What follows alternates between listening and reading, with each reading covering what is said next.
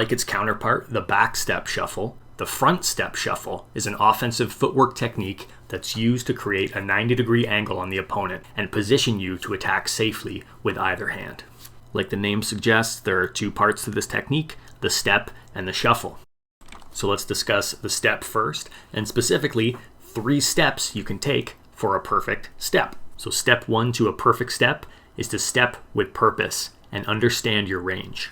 The step is very important because the step dictates the position of your new stance. Make sure you step with purpose. If you plan on following up with an attack once you're off the attack line yourself, step close to the opponent's stance.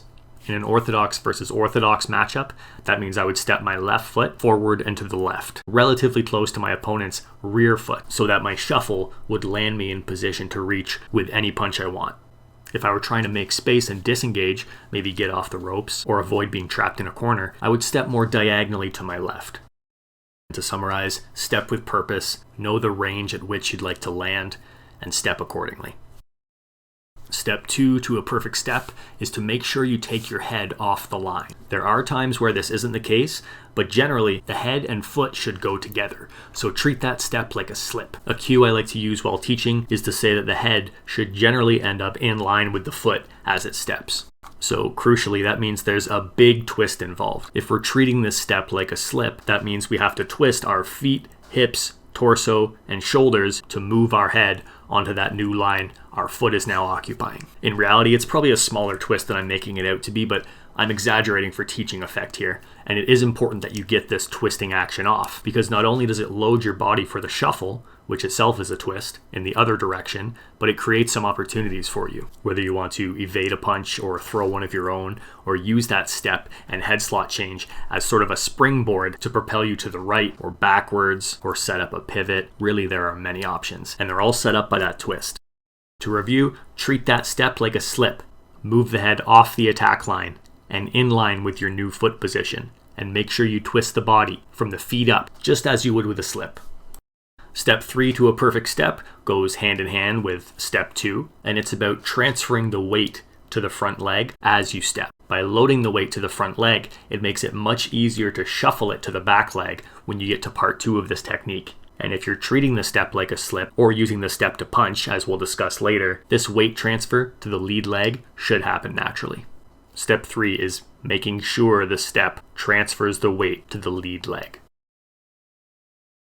So let's move on to the shuffle. And as we covered in the back step shuffle video, the shuffle step is part hop and part twist. It involves hopping the feet into a new position, your new stance, with the rear foot moving first and chasing away the lead foot.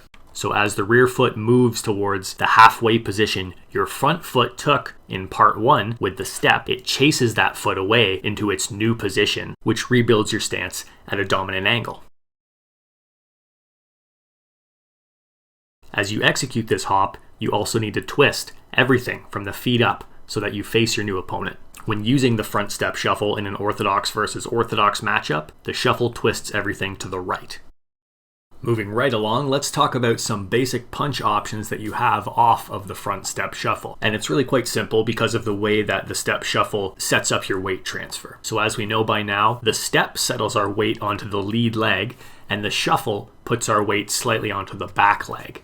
That means in our landing position, the weight will slightly favor the back leg or back hip. Now because of that, the most natural punches to follow up with all come from the rear hand. Lomachenko loves throwing his rear-handed hook off of his step shuffle. Personally, I like the right cross as an orthodox fighter who often uses the shuffle to end up in a mid-range situation rather than being all the way in or all the way out. So now, having reviewed the basic mechanics and punch options that you get off of the shuffle's landing position, let's talk about some of the different things that you can do with that step. Because really the key to getting your front step shuffle off more often is to have a number of different options available to you off of that initial front foot step. The more things you know how to do off of that front foot step, the less likely your opponent is to see that shuffle coming. So the first way to camouflage that front foot step, or to co-opt it entirely for something else, is to combine it with slipping motions. This should be easy since you're already treating that front foot step like a slip. So here Lomachenko throws the cross, slips right, slips and steps with the front foot, shuffles and gets his hook off. It's a beautiful example of using that front foot step as a slip, and it gives you a really great technique to throw in while closing the gap on rangy fighters, because this front step shuffle integrates beautifully with that classic approach of moving straight down a line, moving in behind head movement.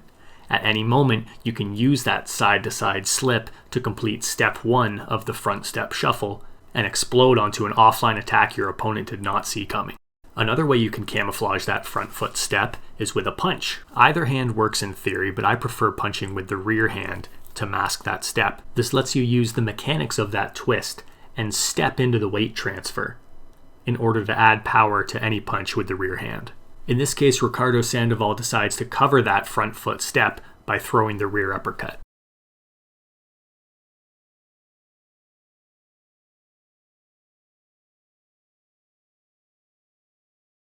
Finally, before we sign off on the subject here, I just want to touch on a couple advanced options. Just like the back step shuffle video, which I recommend you check out if you haven't already, we're going to focus on an inside option that requires no step, as well as a hand control option, a double hand control option, that'll move you into position while keeping your opponent's gloves trapped in the holster, as I like to say, so they can never draw their weapon and threaten you with an attack. So with this advanced inside no step version of the front step shuffle, you're able to keep control of your opponent as you execute the shuffle. In this case, that control happens off of a lead hook that was either successfully defended by your opponent or intentionally designed to fail. In this case, I'm kind of surfing the momentum of the weight transfer on the left hook. I'm imagining driving that lead hand down onto my opponent firmly, back of the head, their gloves, whatever I happen to have contact with, and as I drive my weight towards my back foot, trying to break my opponent's posture all the while, I execute that shuffle, surfing that natural twist to my right in a clockwise direction to get that shuffle off at close range with no step and in full control of my opponent. Last but not least, here's a fun double control option that I like to use. This option covers the front foot step in a third way using control with the rear hand. So instead of throwing across, which you could also definitely use in this situation, I step forward and drive the heel of my palm into my opponent's guard, or maybe their face if I'm lucky. Next, as I shuffle, I extend the lead hand, driving the palm of that heel into my opponent on a new point of control. From here, my weight is loaded on my rear hip, I've got my opponent at a dominant angle, and I've locked them under control all the while. Not only does my control hand trap their glove in place, keeping them from attacking me, it also makes it really hard for them to turn and face me, which they need to do to defend themselves properly.